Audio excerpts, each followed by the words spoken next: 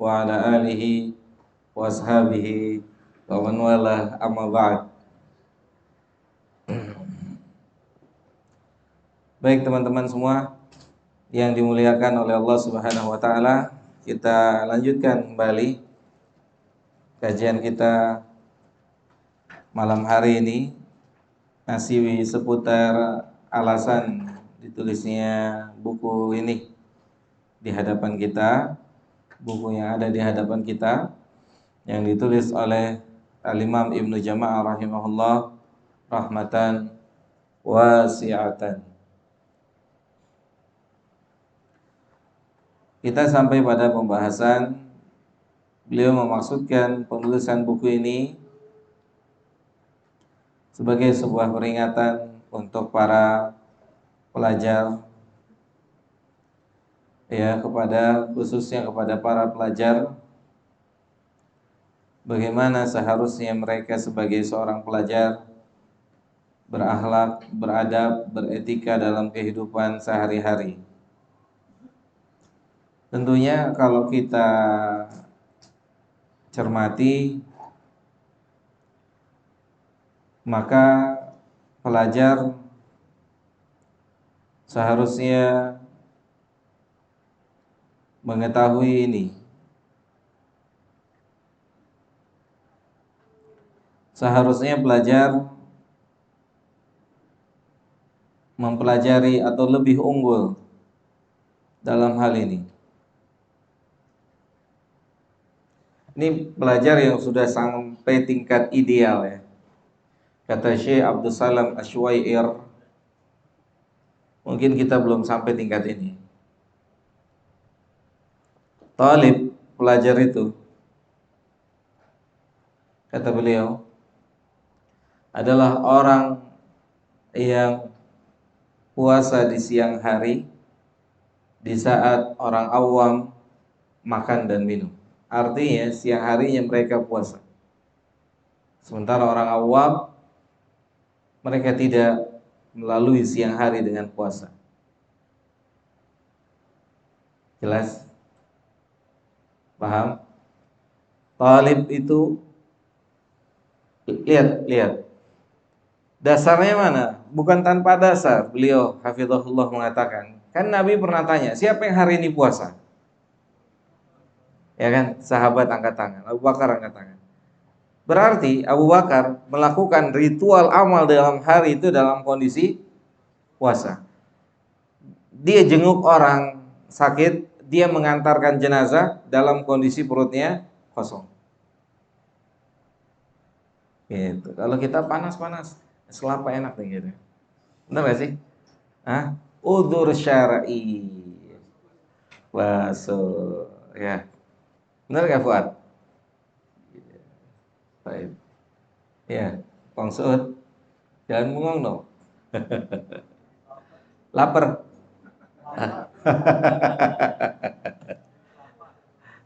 Gue bayangin kelapa ya gitu.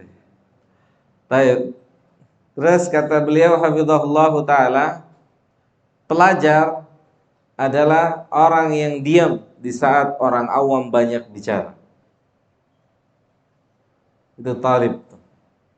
Talib banyak diam di saat orang awam banyak berbicara. Talib, beliau mengatakan lagi, adalah orang yang melek saat orang awam tidur, yaitu di malam hari. Talib itu melek saat orang-orang awam sedang tidur. Itu talib. Dan panjang lagi yang beliau hafizahullah katakan. Ya, tentunya semuanya harus ke arah situ teman-teman semua. Kalau kita lihat dari apa namanya? Dari sejarah, kan Nabi dikatakan sallallahu alaihi wasallam itu bukan orang yang suka berkata-kata keji dan berbuat yang keji. Itu idealnya pelajar kayak begitu. Idealnya pelajar seperti itu. Kalau pelajarnya berbuat keji dan berkata-kata keji, bagaimana?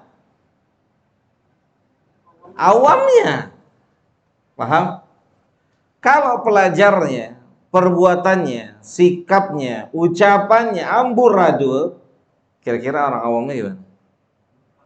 Hah? Siapa yang mereka mau contoh? Kalau orang yang mereka anggap punya ilmu tidak memberikan contoh, siapa yang mereka mau contoh? Jelas? Mafhum? Oleh karena itu, ya, para sahabat mencontoh langsung dari Nabi Sallallahu Alaihi Wasallam.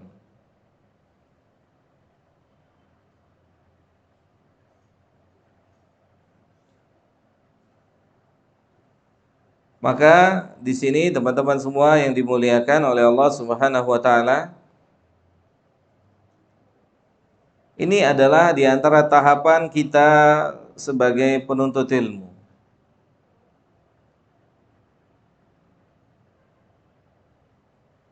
Ya, sebagai penuntut ilmu.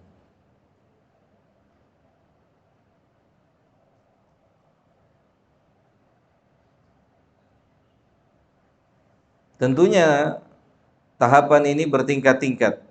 Maka setiap kita yang sudah berada lebih dahulu dibanding yang lain menjadi pembimbing untuk yang lain atau saling mengingatkan satu dengan yang lainnya.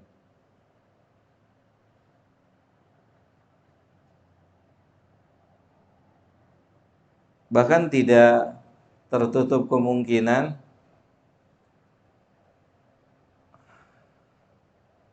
anak baru lebih disiplin daripada anak lama. Junior lebih disiplin daripada senior. Benar nggak? Mungkin nggak itu? Sangat mungkin. Sangat mungkin. Junior lebih disiplin daripada seniornya. Mungkin. Makanya para ulama bilang jangan pernah berpikir ada senioritas di dunia dakwah. Gak ada senioritas. Bisa jadi kesenioran di dalam menuntut ilmu, tetapi tidak senior dalam mengamalkan ilmu. Boleh jadi orang lebih dahulu dalam belajar, tetapi tertinggal dalam amal. Mungkin, sangat mungkin.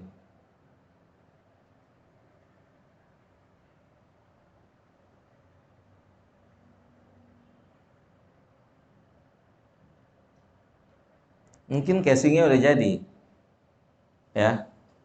Mungkin casingnya udah jadi ya Fikri. Pembahasan yang lalu. Mungkin casingnya udah jadi, tapi dalemannya belum amburadul. Mungkin nggak Pak? Sangat mungkin.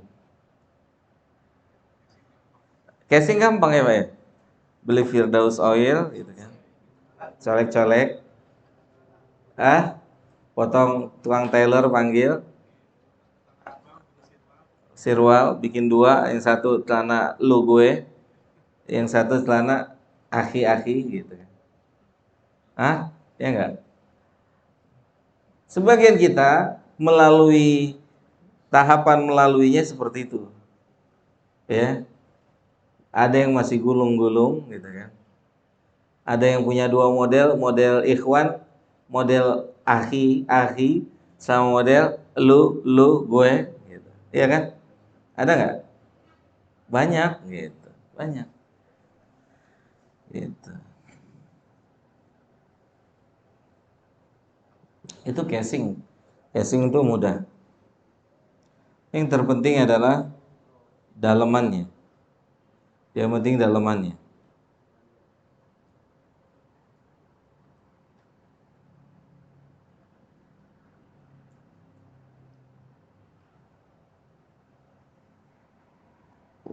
Kemudian wama yashtarikani fihi minal adab. Kemudian kitab ini dihadirkan juga oleh beliau untuk ahlul ilmu dan untuk pelajarnya. Untuk ahlul ilmu dan untuk pelajarnya. Makanya nanti dibagi dua sama beliau. Ada nasihat untuk ahlul ilmunya dan ada nasihat untuk para pelajarnya. Wa ma yanbaghi sulukuhu fi musahabatil kutubi. Nggak bisa yang namanya pelajar dipisahkan dengan buku, nggak bisa. Bisa? Antum mau nisbatkan diri antum tidak sebagai pelajar dan tidak dinisbatkan dengan kitab, mungkin? Nggak mungkin. Nggak bisa. Itu sudah menjadi satu paket yang nggak mungkin bisa terpisah. Yang namanya pelajar, dia dekat dengan kitab. Bagaimana pelajar tidak dekat dengan kitab? Dari mana dia mau mendapatkan ilmu?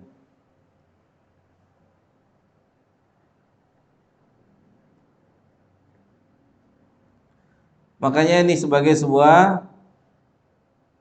peringatan. Wa ma yanbaghi sulukuhu fi musahabatil kitab. Banyak seseorang menisbatkan dirinya dengan nama pelajar tapi tidak pernah baca kitab.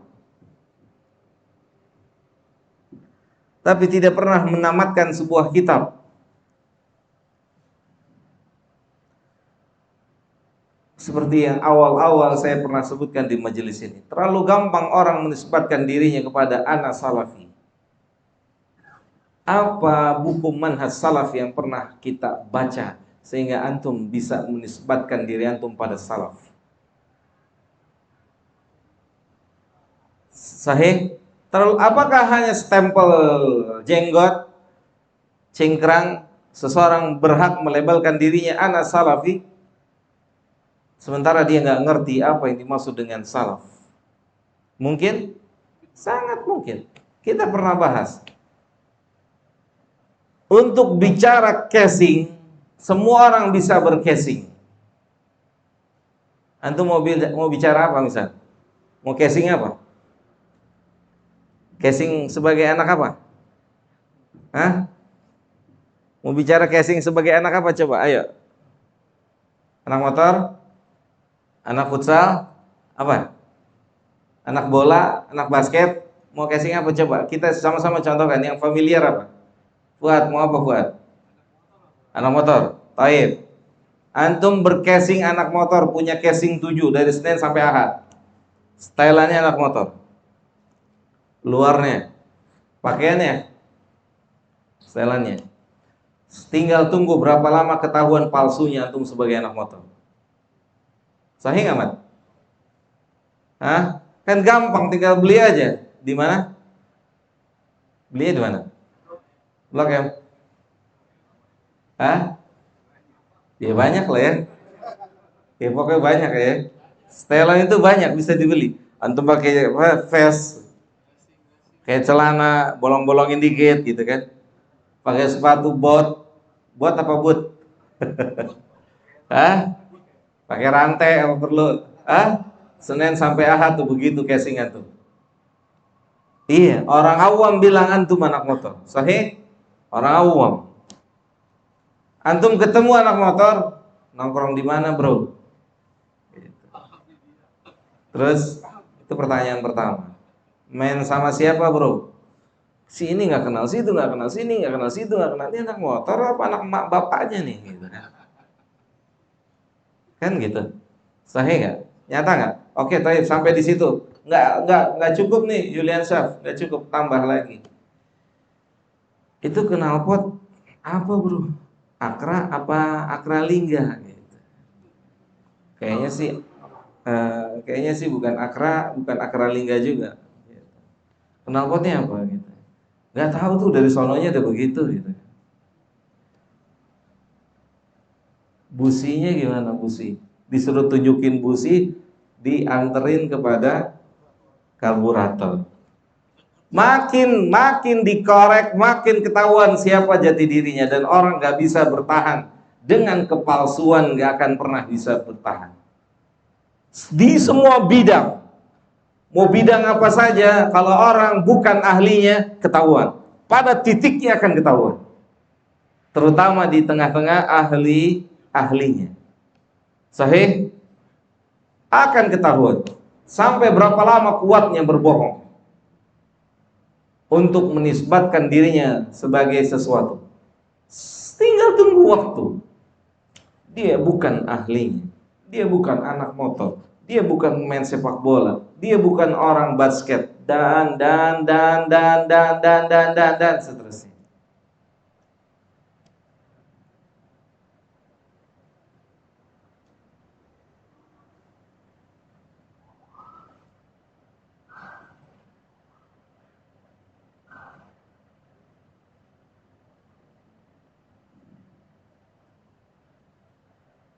Maka saran dari Syekh Shalih Utsaimin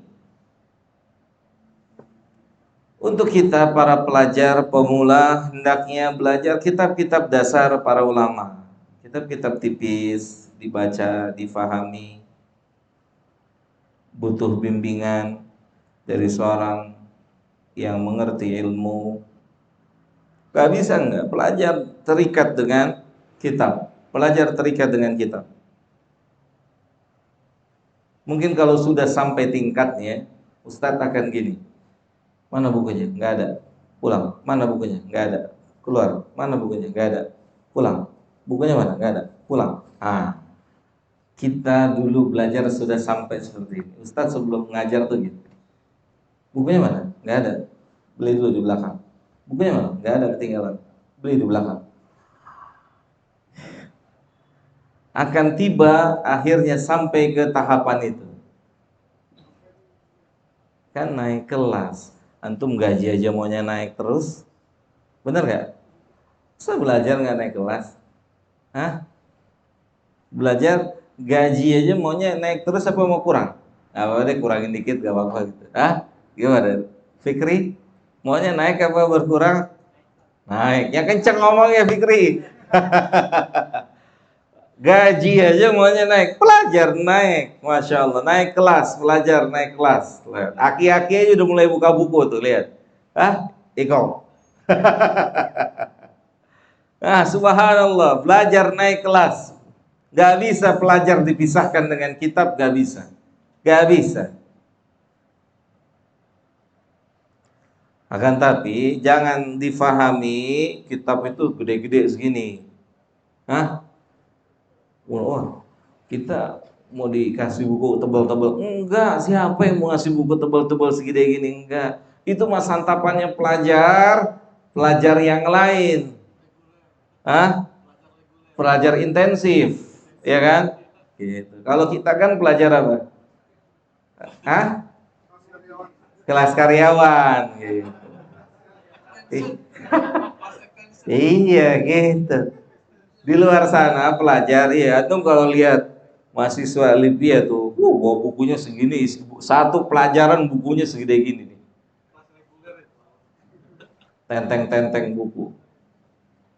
Tebal-tebal kayak begini bukunya. Ya, jangan dibayanginnya kayak begitu, enggak, tenang aja. Disesuaikan dengan kadar kemampuannya, tapi jangan pisahkan pelajar dengan kitab, nggak bisa. Apa panduannya antum jadi pinter kalau nggak ada kitabnya? Tebak-tebakan? Bisa tebak-tebakan. Antum nggak tahu jalan menuju Bandung, nggak tahu blank, bisa tebak-tebakan sampai Bandung? Kayaknya lewat sana lebih tepat. Enggak, lewat sana nggak taunya sampainya di Serang. Tebak-tebakan. Iya kan? Nggak ada menuju surga tebak-tebakan apa enggak, Pak Om Sandi? Tebak-tebakan? Enggak, jelas. Qul hadhihi sabili, itu kata Allah melalui lisan Nabi sallallahu alaihi wasallam. Gak bisa dipisahkan pelajar dengan kitab. Gak bisa. Ya.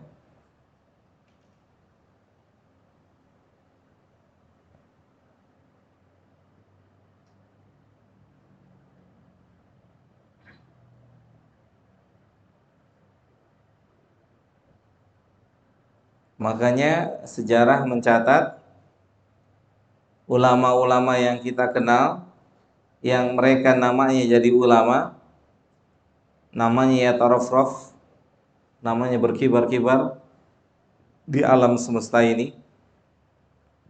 Namanya ada orang yang telah tiada ribuan tahun yang lalu. Kalau antum baca sejarahnya, mereka adalah orang yang menghabiskan waktunya dengan kitab. Salah satu penyakit yang paling banyak diderita ulama apa? Buta.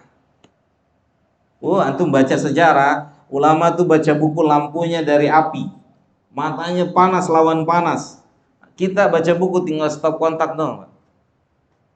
Ya, mereka dari api, panas. Makanya banyak mereka di penghujung usianya buta.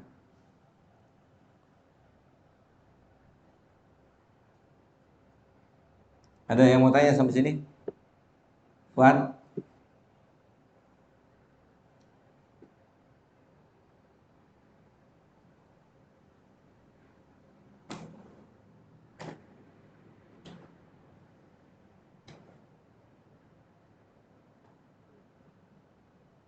Kemudian penulis mengatakan, "Tsumma addaba man sakanal madaris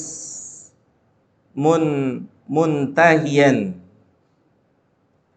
Kemudian beliau penulis juga memaksudkan buku yang beliau tulis ini sebagai sebuah pelajaran adab untuk siapapun juga dari pelajar yang menempati madrasah-madrasah tempat dituntut ilmu. Yani yang beliau maksudkan adalah kepada orang yang telah lama, senior-senior.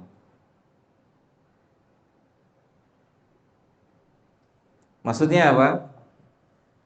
Hari ini kan menuntut ilmu itu adanya di madrasah, pesantren. Sahih ya? Maka beliau memaksudkan hendaknya orang yang sudah lama ada di dalam situ memberikan contoh yang baik buat orang yang akan baru masuk. Jelas? Kalau di kita, kalau di sekolah umum ada apa namanya? Senior menatar ospek ya, junior. Kadang-kadang perbuatannya nggak baik ya, benar nggak? Ini seharusnya nggak seperti itu. Harusnya dicontohkan dengan contoh yang terbaik.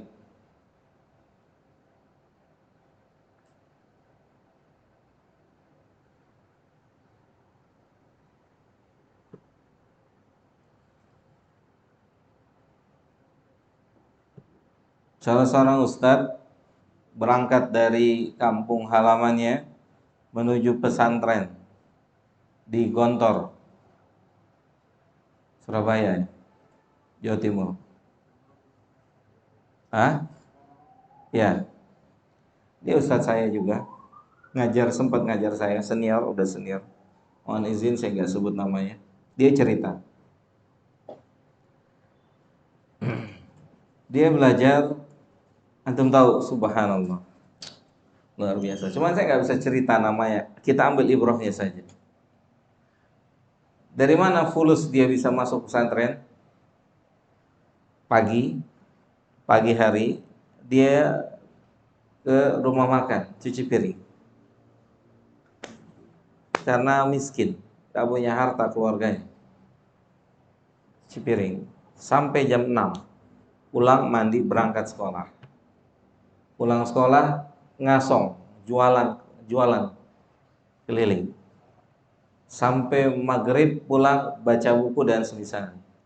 Begitu setiap hari. Duitnya dikumpulin untuk masuk mahal. Enggak sampai di situ jamaah. Kemahatnya sendiri. Karena uangnya hanya cukup untuk sendiri. Orang tuanya nggak bisa nemenin. Uangnya cuma cukup buat dia sendiri. Sampailah dia di stasiun Surabaya. Selangak, Cilinguk, lulus SD, mau masuk pesantren, Selangak, Cilinguk. Begitu turun dari kereta, ada sekumpulan pemuda sedang berbicara dengan bahasa Arab. Ngomongnya pakai bahasa Arab. Disamperin langsung ditembak. Kakak pesantren Gontor. Iya, adik siapa? Saya mau ke Gontor. Dianterin langsung. Wow, dianterin sama siapa? Saya pemuda, saya diantar. Subhanallah. Itu awal Allah muliakan dia. Saya dianterin sampai tempatnya. Subhanallah. Sampai akhirnya Allah pilih dia menjadi salah seorang yang bisa belajar di Jamiatul Islamiyah, Mamlakah Saudi Arabia. Itu siapa orangnya? Nggak perlu tahu, ya. Ibrah saja. Ibrah itu perjalanan salah seorang ustadz menuntut ilmu. Penasaran ya? Gak usah penasaran. Kita yang terpenting apanya? Ibrohnya, contohnya, semangatnya dalam belajar ilmu agama.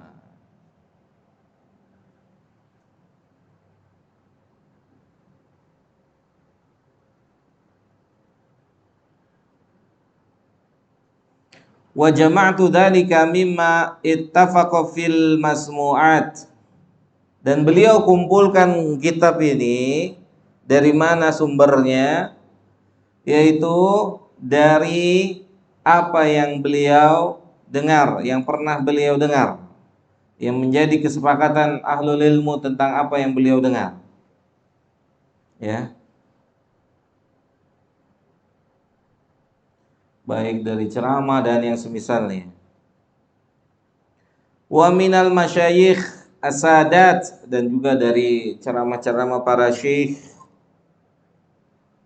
Au marartu bihi fil mutala'at, atau dari hasil baca dia.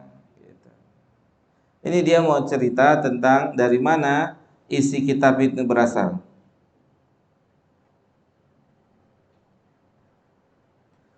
Wa qaddamtu ala dhalika baban mukhtasaran fi fadlil ilmi wal ulama ala wajhi tabarruk.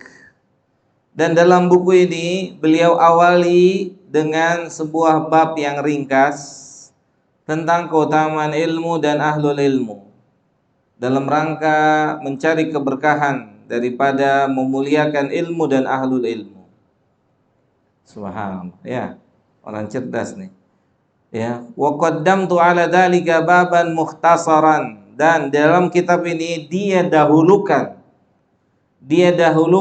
bab ringkas, hanya ringkas, tentang keutamaan ilmu dan ahlul ilmu. Apa maksud dan tujuannya? Yakni agar beliau atau agar terdapat keberkahan dari ilmu dan ahlul ilmu.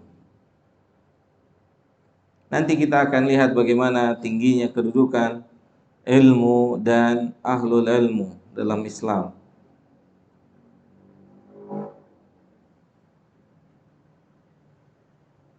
Yang kemuliaan mereka sulit ditandingi oleh siapapun juga. Karena mereka menjadi mulia karena dimuliakan oleh yang maha mulia.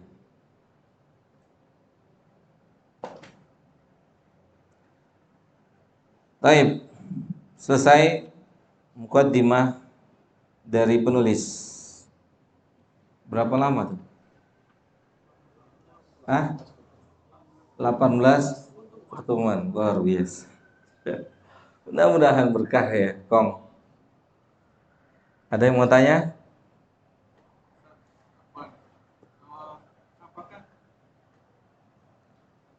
Mohon maaf Ustaz, kita ini kan udah ngaji. Ini kan ada sedikit ilmu yang diterima dan masuk. Ini kita udah terkena kewajiban untuk dakwah. Baik. Karena walaupun sedikit kan kita harus sampaikan. Cuma kita kalau kita menyampaikan kan ilmu kita masih cetek gitu kan. Khawatir kita salah atau khawatir kita dicemooh. Baik. Yang perlu kita ketahui bersama,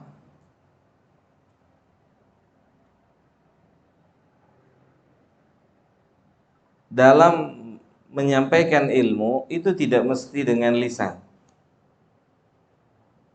Tidak mesti dengan lisan. Bahkan banyak orang gak percaya dengan lisan ketika prakteknya mendustakan lisan. Paham? Dan orang kehilangan kepercayaan dengan siapapun juga ketika lisannya tidak sejalan dengan prakteknya. Siapapun dia. Siapapun dia. Hatta seorang da'i, dia akan kehilangan kepercayaan dari umat saat lisannya atau saat praktek kehidupan sehari-harinya menyelisihi lisannya. Maka yang terbaik dalam dakwah adalah praktek. Praktek. Itu yang terbaik. Lisan adalah bayan. Allahu ta'ala a'lam. Afwan. Ada lagi yang lain?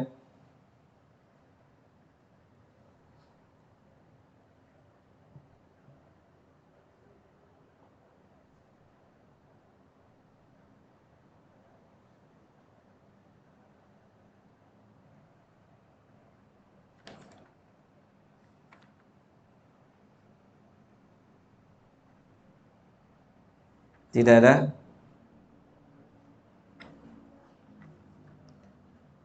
Hah? Om Sandi?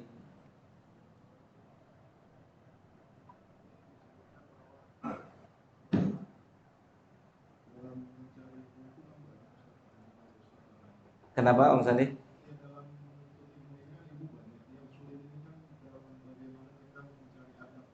Betul betul, sangat betul.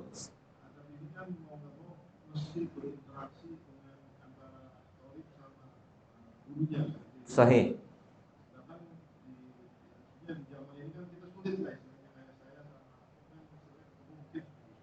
Sahih.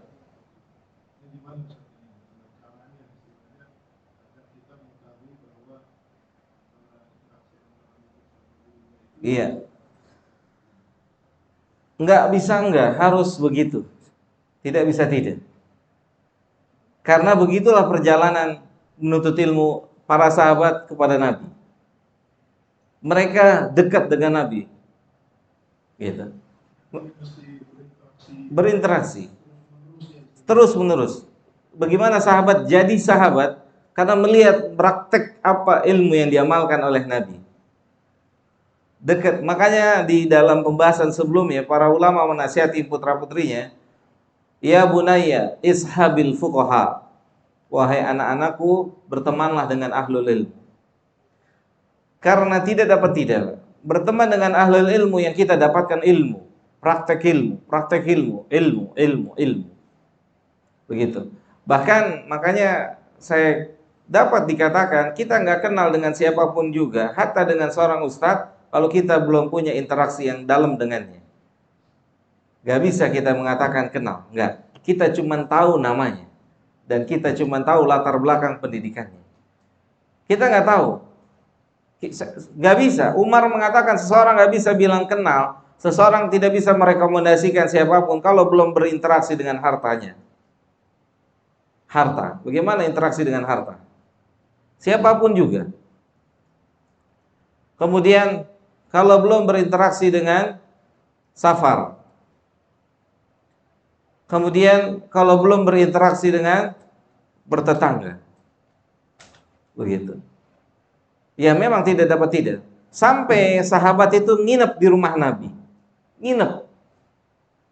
Ya, nginep. Sampai siapa? Muhammad Abu Ali. Muhammad Abu Ali yang digelari Kutrub oleh siapa? Sibawayh, Ahlun Nahu. Kenapa? Karena Muhammad Abu Ali ini setiap subuh, sebelum subuh udah ada depan rumahnya Sibawayh untuk ngambil ilmunya. Dekat. Kemudian lihat bagaimana Ibnu Abbas mendatangi rumah Mu'ad bin Jabal sampai ketiduran. Subhanallah, dan seterusnya. Gak bisa enggak Om Sandi?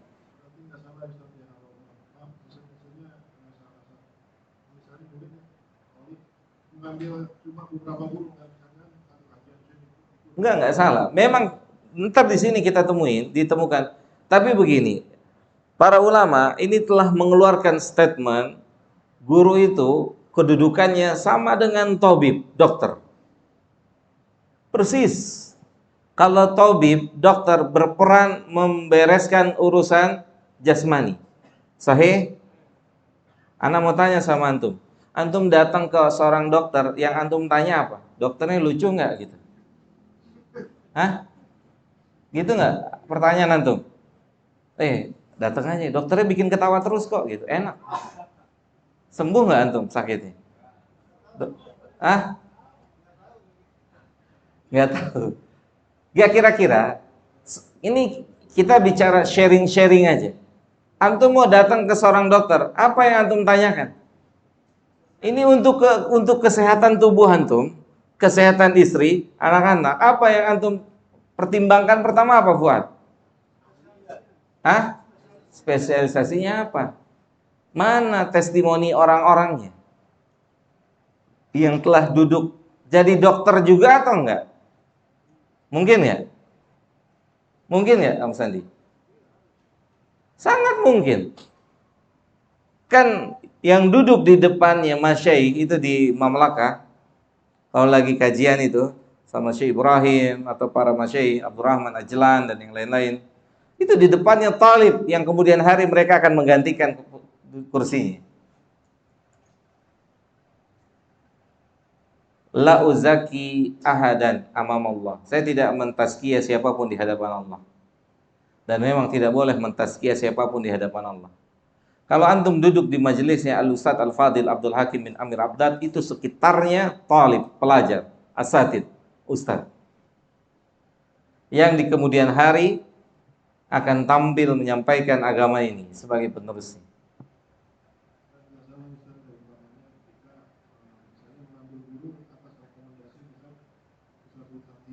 Oh iya, harus, nggak bisa enggak, harus.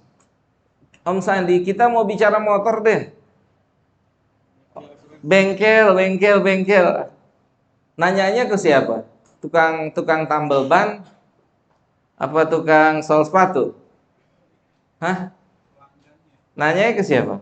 Bengkel yang bagus di mana? Orang yang sudah ada testimoni, ke sana tuh cakep.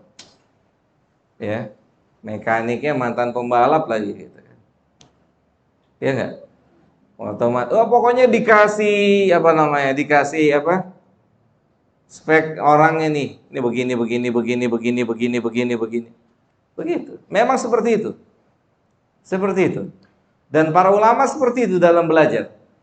Intinya jasmani ini jadi sehat. Ketika kita berinteraksi dengan seorang dokter kan gitu. Ingin mensehatkan jasmani. Makanya jamaah teman-teman semua, manhaj salaf ini manhaj yang terbuka. Menjadikan orang terbuka, tidak terkungkung. Itu manhaj salaf. Orang jadi terbuka. Kalau orang harus dikungkung ini sama aja kayak yang masa lalu, cuman beda casing. Jelas? Manhaj salaf ini terbuka. Asal bisa ada pembuktian ilmiah. Asal bisa memberikan bukti-bukti ilmiah. Referensinya jelas. Terbuka, manhaj salaf ini terbuka. Majelis. Makanya dibilang kalau hari Sabtu pagi itu di Krukut dibilang majelis laki-laki. Ustadz namakan majelis laki-laki. Karena hanya laki-laki yang berani berbicara. Diskusi sama Ustadz. Diskusi. Talib diskusi. Bantah-bantahan biasa dalam belajar. Biasa, asal ada pembuktian ilmiah. Biasa. Biasa. Ada bukti ilmiah. Jelas? Memang seperti itu. Nggak ada orang berobat ke dokter mau kemana? Enak sama dokternya itu. Kenapa? Pokoknya dari mulai masuk sampai keluar ketawa aja terus gitu kan. Hah? Begitu keluar innalillahi mati dia langsung kan. Hah? Saya rasa nggak ada orang sehat mau datang ke dokter kayak begini. Sehat bener? Nggak ada orang sehat. Mas, kenapa pilih bengkel itu? Pokoknya mekaniknya, walaupun naruh busi di mana gitu kan. Busi di mana, pentil di mana, tapi tuh mekanik lucu tuh, motornya juga jadi lucu, asik. Jelas ya ikhwan ya? Mafhum ya? Begitu, dakik siapa? Antum dekat dengan seorang, antum jadi apa sampai hari ini? Apa perubahannya? Itu harus ada. Kalau nggak ada berarti nggak manfaat nih saya. Harus cari yang lain. Begitu, jujur sama siapa? Diri sendiri. Merdeka, agama manhaj salaf ini merdeka.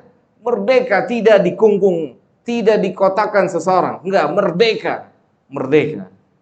Bahas ilmu, yang dibahas ilmu. Qala Allah, wa qala Rasul, wa qala sahabat. Itu manhaj salaf, merdeka. Yang benar adalah apa yang dikatakan Allah, apa yang dikatakan Rasul dan dikatakan para sahabat, bukan yang benar yang dikatakan ustaz. Yang benar ustaz menyampaikan apa yang disampaikan oleh Allah dan Rasulnya dan para sahabat. Itu yang benar. Kadang-kadang kita ini dalam hidup, dalam bermakna salaf tidak mengerti sampai tingkat ini. Kalau ustaz yang ngomong benar, ustaz kan manusia juga, sama saya juga manusia, timbang, masalahnya timbang. Apalagi kalau urusan apa? Urusan apa? Pernah kita bahas ini, apalagi urusan apa? Urusan duniawi, sahih nggak? Urusan duniawi, Nabi berkata, antum a'lam, kalian lebih mengetahui. Nabi katakan gitu. Antum a'lam, kalian lebih mengetahui. Saat apa? Saat Nabi memberikan saran tentang pencangkokan antara satu pohon dengan pohon yang lain, kemudian tidak menghasilkan hasil yang bagus. Maka Nabi mengatakan, antum a'lam, lakukan apa yang kalian tahu sesuai dengan kadar keilmuan kalian. Jelas? Tapi untuk urusan agama nggak bisa diskusi. Jelas ya? Merdeka, manhaj salaf harus jadi merdeka. Makanya ada kitab atau bukunya, ada buku panduannya. Yaitu saat mu'alif di sini berkata begini, gini. Terus yang saya dapatkan di sini begini. Itu belajar, diskusi ilmiah, gitu. Udahan. Faisal baru datang, udahan gimana?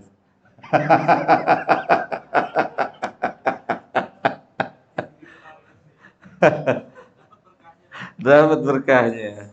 Kalau kaidah ya, Pak, ada kaidah. Ini kaidah benar, kaidah usul. Ma la yudrak kullu la yudrak kullu. Itu kaidah usul. Sesuatu yang enggak bisa kita dapatkan semua, jangan ditinggalkan semuanya. Itu kaidah usul. Makanya sekarang usia kita berapa? Sisanya berapa? Imam Abu Ali Fudail bin Iyad itu bertemu dengan seseorang, tanya, kam umruk, berapa umurmu? Sittin, 60 tahun. Ya. Kata orang itu berapa umurnya? 60 tahun. Apa kata Abu Ali? Kata beliau, berarti kamu sudah berada di penghujung usia. Berdasarkan apa yang Nabi katakan. Udah 60, sudah berada di masa-masanya, injury time. Iya, sesuai dengan sabda Nabi kan begitu. Kamu sudah ada di penghujungnya. Kemudian orang itu berkata, inna lillahi wa inna ilaihi raji'un. Kemudian Abu Ali mengatakan, hal ta'lam ta'rifahu, apakah engkau mengetahui arti dari apa yang engkau ucapkan? Alimni, kata orang itu, ajarkan kepada saya apa artinya, apa tafsirnya. Abu Ali mengatakan, inna lillahi, kita ini semua punya Allah dan akan balik kepada Allah Jalla Jalaluhu. Semuanya punya Allah. Ya, wa inna ilaihi raji'un, dan kita akan mempertanggungjawabkan apa yang telah kita kerjakan. Kalau yang telah kita kerjakan dahulu itu jelek dan kita sekarang melakukan kebaikan, maka yang jelek itu akan tertutup dengan kebaikan yang kita lakukan di sepanjang usia kita sebelum ketemu wafatnya. Tetapi ketika yang dahulu itu jelek dan sekarang dan berikutnya sampai wafat kita tidak rubah, maka yang dahulu dan yang sekarang kita harus pertanggungjawabkan. Nah, gitu. Jelas ya? Wallahu ta'ala a'la wa a'lam. Jadi artinya kesempatan itu dimanfaatkan dengan sebenar-benarnya.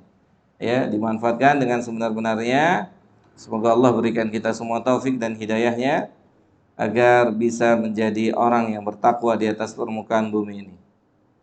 Kurang lebihnya mohon maaf. Wassallallahu ala nabiyina Muhammadin wa ala alihi wa sahbihi ajma'in. Subhanakallahumma bihamdika asyhadu an la ilaha illa anta astaghfiruka wa atubu ilaika. Assalamualaikum warahmatullahi wabarakatuh.